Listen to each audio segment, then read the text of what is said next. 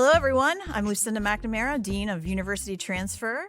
And I'm Kathie Lee. I work in the Community Relations Department at Cape Fear Community College. Listen to that. Listen to how community just rolled right off the tongue. Yeah. That's really quality. This is the Sea Devil Sessions University Transfer Edition podcast here at Cape Fear Community College, where we are going to address some of the hard-hitting topics within the University Transfer program. We're going to give you the opportunity to hear from our talented and intellectual and wonderfully stimulating faculty. Yes, absolutely. Today we have a special guest from our geology department, a longtime instructor that the kids love to call Dr. Rocks. Yes, very exciting to have him. And I do want to go ahead and ask the listener in advance for your patience as we stumble our way through this podcast. Oh, you mean like the four takes? Yeah, that I it's have taken no idea what I'm doing. for this intro, so yeah. Thank you for your patience. And yeah. We'll get through it. We got this. And now to our interview with Dr. Rocks. Okay. Well, we definitely want to thank you, Dr. Rocks, for coming in and being our first victim on this podcast. My pleasure. Very generous of you to give us your time, even though we don't know what we're doing. So thank you. That's all right. I don't either, so we're fine. Awesome. We had the trifecta of Nothing. Nothingness. Right. So let's get right to it. I see that you were born in Vancouver, British Columbia. How did you ever find yourself here in Wilmington, North Carolina? Well, my father and mother decided to move to Ontario when I was about 6 or 7 years old. And then later on in life, I think it was 1966 when I was but a child, of course, my mom and dad moved to the United States, to Ohio. And so it was an opportunity for me to move to the United States. And I went to Wesleyan University in Connecticut for my graduate work. And then I got a phone call once and say, hey, how would you like to come to Wilmington? And so I came down and worked at Cape Fear Academy for 3 years. The headmaster's sister went to Wesleyan, and it's all a big family. And you liked Wilmington? Loved Wilmington. When I first moved here back in the late 80s, it was a small town. There were no big highways coming in here. And I loved the small town feel of Wilmington. Just like the Cape Fear Community College was a small institution, and it's grown so much. Yes, it has. So what attracted you first to geology? My mom and dad, usually every year, would go on a trip, usually to Newfoundland or Nova Scotia. Every time they came back, my dad's trunk would be full of rocks, and every time we'd go out fishing or something, we'd have to pick up rocks and bring them back. And so my mother always, when she was washing my clothes, would check the pockets to make sure there were no rocks in it. That or snakes. I always brought snakes home, too. Loved snakes. And it just became a passion of mine, the search for neat rocks. What was your dad's obsession with rocks? He, I think, was a geologist at heart. He was also the gardener in the family. So he'd always pick up rocks that would look nice in the garden or that would shine. And even my sister, when they would take her, she was much younger than my brother and me, and she would come back with a pile of rocks that were very special. And she told me, what aliens had touched them and so on. So, yeah, always neat stories. Well, it sounds like Dr. Rocks is an appropriate name, so why don't you tell us the origin story of where that came from? Yeah, there was a woman that worked here, Vivian, and we were chatting one day, and she was tough nut, but she and I were talking, and at that time, the school was just starting to grow. And so the president, who at the time I think was McKeithen, sent out a notice that we had a new vice president of this and a new vice president of that, and it was doctor this and doctor that. And so I said to Vivian, I want to be one of those. And she said, okay, Dr. Rocks. And now there are students that don't know me by any other name. They don't know me by my real name. Right. Yeah. I mean, I feel like that's how I I came to know you. Yeah. And I thought, who is this Dr. Rocks? Yeah. Yeah, definitely. I think anybody, if they said Dr. Garwood or Mr. Garwood, Professor Not Garwood, wait, who? Yeah, Who? exactly. Dr. Rocks? Oh, We'd have yeah. no idea who that was. Yeah.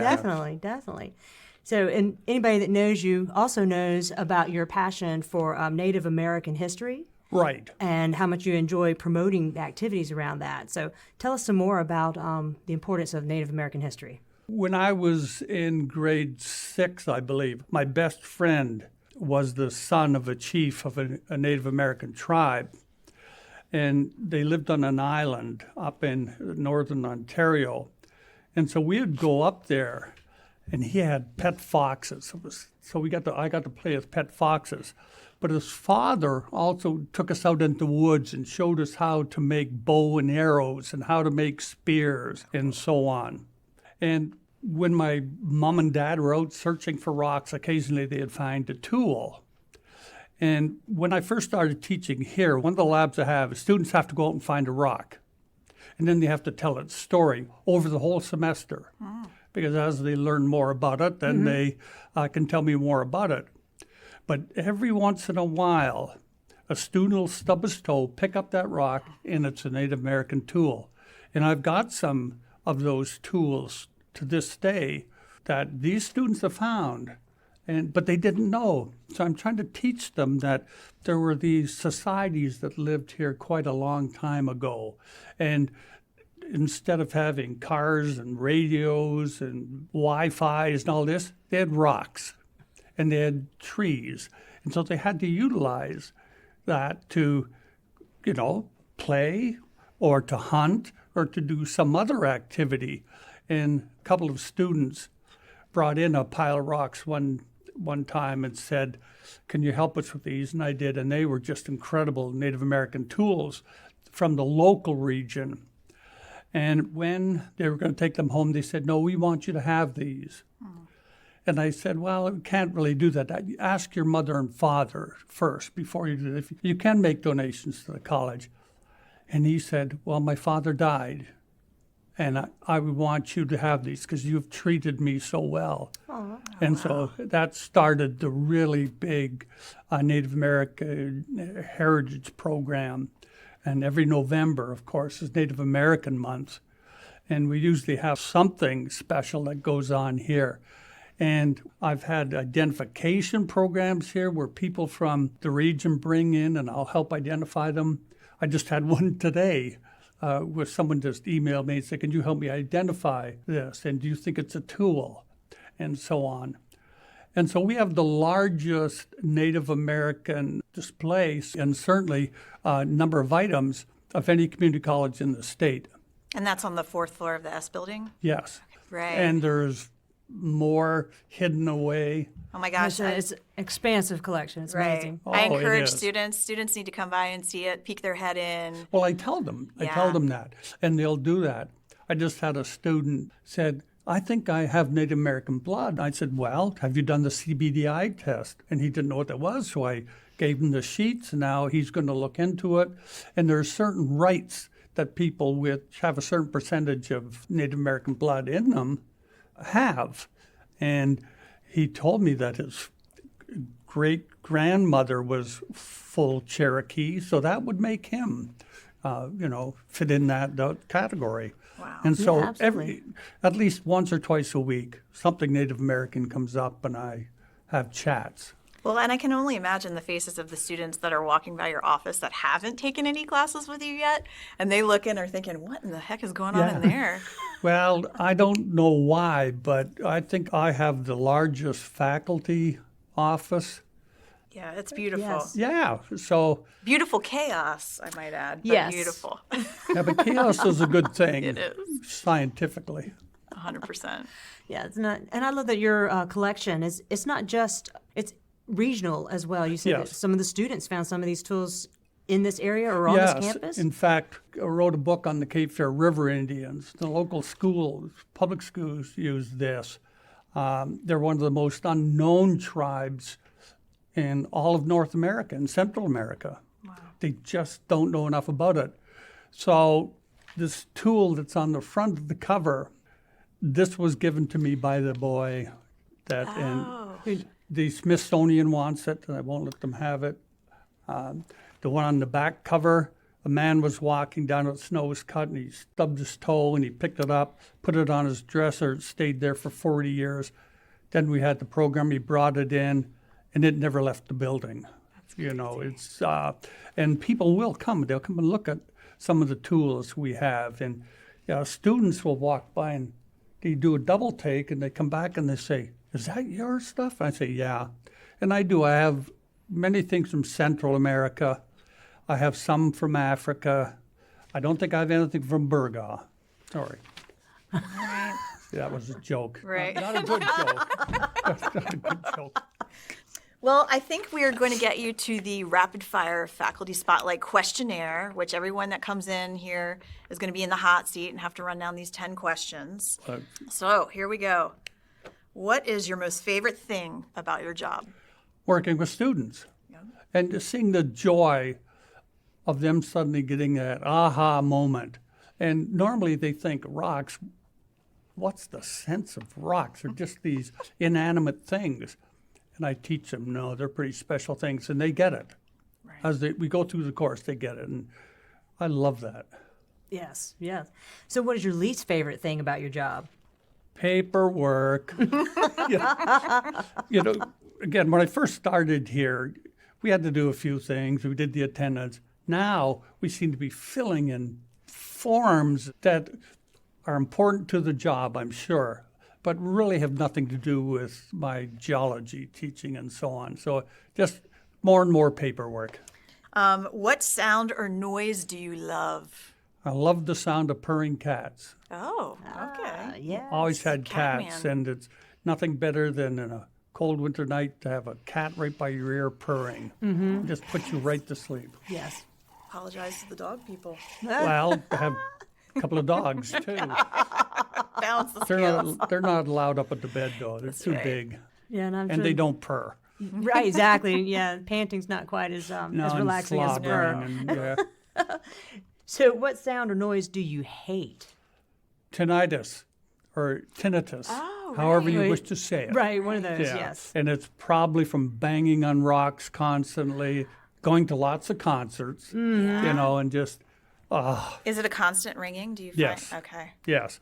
And a lot of people have it as they get older. Right. So, note to the youth about going to all the rock Right. concerts. Please then. use earplugs. Let this be your disclaimer. That's right. Yes. Use earplugs. Yes. Yes. Love concerts. Can't beat live music. No. So, what one piece of advice do you have for college students? Enjoy these years. Oh, Just get up each day and go in and talk to your friends and, talk in the classrooms and learn. And later on, life gets a little bit tougher, but these should be the best years of your life. They were the best years of my life. Right. And I think it's important for our students to hear that they need to come back to campus too, right? Yes. We got stuck in this place during COVID where everybody went off to their own silos, and now we need to get that community Yeah. feeling back here. They asked me if I wished to teach by the internet, and I said no. Right. How do you teach geology? Yeah. And it's a hands-on type of thing. Now, there are some of the geology instructors that do, and they're happy with that. Not me. Come to class and socialize. Yeah. It's very important to learn how. If you don't learn to socialize now, you won't do it later. Right. No, that's true. Yeah, and you can always expect, I would think, your future endeavors are going to include some collaboration. So, Yes, absolutely. Absolutely right. yes. So, on that, what are 2 college transfer major options for someone who's interested in geology? Well, teaching, of course, and there's a real need for geology instructors or the earth sciences, certainly. And then, of course, working, there's so many jobs available in the geological earth sciences, engineering, or whether it be one of the first people that NASA hired are geologists, because they have to be able to interpret what they see on the moon, Right. on Mars, even with the satellites going around looking at the different planets and so on. They have to be able to analyze it. And so, there's a great number of jobs for geologists. That's great. All right. What profession other than your own would you like to attempt? acting. Oh, But I'd be a bad actor. Because every day we're standing in front of a student. that's true. That's true, And yes. we have to act, and they have to sort of enjoy your acting. If you're boring, they won't enjoy the acting. So I think really good teachers are great actors. They have to be. And so, yeah, now I don't want to star in a horror film or anything like that, but I think most teachers would be great actors, and great actors would probably be good teachers. Yes. Yeah, yes. I mean, standing in front of a classroom, you are kind of on stage in a Oh, way. absolutely. I didn't know if you wanted to be an action adventurer since you're looking like Well, Indiana yeah. Jones right now. Yeah, right. Yeah, that I'll answer that question in a few minutes. Okay, there you go. But not about what profession would you not like to attempt? Yeah, administration of any kind. I hear you. Over the years that I've been doing this job here and abroad or other places, they've always asked me, well, do you want to go into administration? And my question to them is, do you want me in administration? They say, well, maybe not. So they changed their mind. Man. Okay, so back to this. What is your favorite film? Well, it's obvious. Yes. Raiders of the Lost Ark. I mean, I think we can get in a huge discussion about this, but Indiana Jones, the first one and the third one, I think are the best. Oh, they're the best. Right? Yes. The fourth one, I pretend didn't exist. Oh, is that the one with Sean Connery? Or is No, that the no, fifth that one? was the third one. That was the third yeah, one. The which Last you could- Crusade is with Sean Connery. That's right. The fourth one was like the Dark Crystal. The- Weird. It was like Yeah. Yeah, Crystal Skull. Oh, or yeah, something. Crystal no. Skull. That's what it was. Yeah. I right. saw it and I got bored with it. And then I haven't seen the latest one. No, I haven't either. I haven't either. But apparently, with AI, they can make his face look like it used to. Right. And I'm not so into that. I'm not into the AI stuff. Yeah. No, the first one was just. Yeah, the first one. I've watched it. I And the third can't one. remember how many times, but I've watched it many, many times. Right. What was the second one with Kate Beckinsale or whoever it was? Kate Caplet, but What? it was the director's wife. Yes. I just The remember director's that. wife. Capshaw. Director's wife. Kate Capshaw. Capshaw. Yeah. Yeah, I didn't. Doom. Right. Temple of Doom. That one was a little off. Yeah. Yeah, it was different. But I mean, the top three are the first three. The other two, I don't know. Yeah. But you are like a living Indiana. We have you right Exactly. here. It's With pretty awesome. arthritis, a broken kneecap, tinnitus. Yeah, absolutely. Because that's what The happens. non-green screen Indiana Yeah, Jones. that's right. And that's what happens. We grow in our job. We grow in who we are. And we get old and we learn more and we impart more. And it's the cycle. Right. exactly, and it seems to me that without some of these, war stories to tell, then you really haven't lived a lot. No, you haven't. No. And I tell the students that, get out there and live. Live a good life. Yes. Yes. So, what would your advice be to an 18-year-old self for your future? Yeah, I would have said just enjoy every minute of every day. And there will be problems, but problems will resolve themselves and eventually it'll work out. Now, we stub our toes a lot, but then we get on with it and try to look for a new adventure. And that's what I'm always doing, looking for a new adventure. Oh, thank you so much. Oh, you're more than welcome. I hope it wasn't too boring. Never. No, I thought it was great. For all of you university transfer students out there dying to know about some important college-wide dates and deadlines, here's our resident drama instructor, Jack Landry.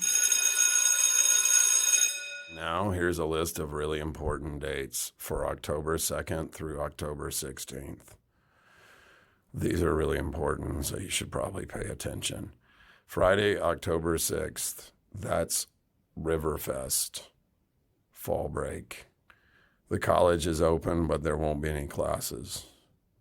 Monday, October 9th, academic advising begins for spring of 2024. Monday, October 16th, the first mini session is done. The last day to register or receive a 100% refund for the second mini session is also October 16th. So if you want to get a refund of 100%. That's the last day you can do it if you decide mini sessions aren't for you. And now we have CFCC's Student Life Coordinator, our head women's basketball coach and host of her own podcast, For Your Ears Only, Taylor Todd Williams, with our upcoming academic and cultural events. Thank you for having me. We have a ton of fun events coming up, beginning with Monday, October 2nd, Constitution Week. This will be all week, 10 a.m. to 12 p.m. in the Union Station lobby.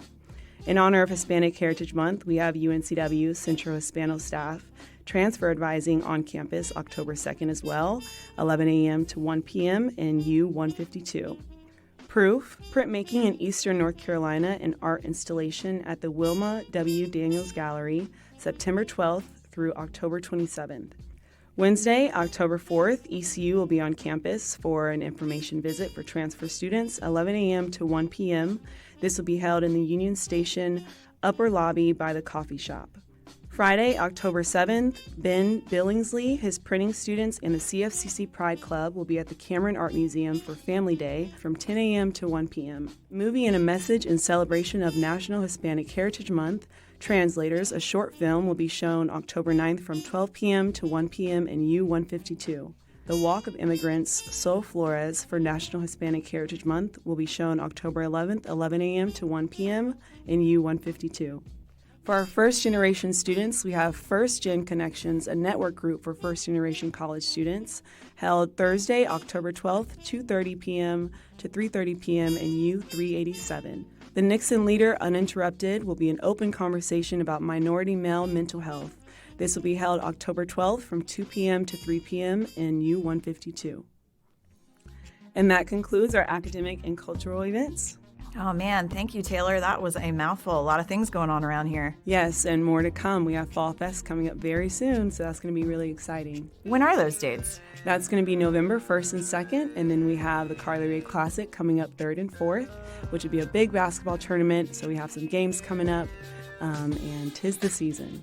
Mark your calendars. Definitely get out there and support some CFCC athletics. That would be awesome. So I would like to take this moment to thank the listener for hanging with us through this podcast as we stumbled through our first event. Hopefully we're going to find our rhythm, but definitely stay tuned. We hope to have our second one at the middle of the month, around October 15th or 16th. So until then, please go to class. Sea Devil Sessions University Transfer Edition is brought to you by CFCC's Community Relations Department. Original music by Adam White's music class. Audio engineering by Mitchell White. For questions or comments, please contact us at seadevilsessions@cfcc.edu.